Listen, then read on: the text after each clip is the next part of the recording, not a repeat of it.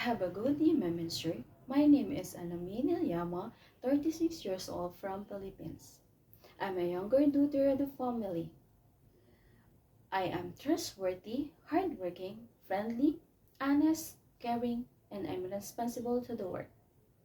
I have experience here in Manila as a housemaid for 7 years in one family, 2 adults and 3 kids. The eldest 7 years old, second 5 years old, third newborn. My main duties and responsibility to the work.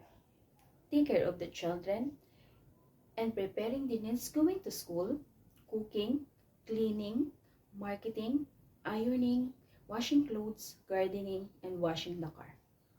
And I have experience also taking care of it. I hope, Ma'am and Sir, you give me a chance to choose me and to work with your family. Hope to see you soon. Thank you and God bless.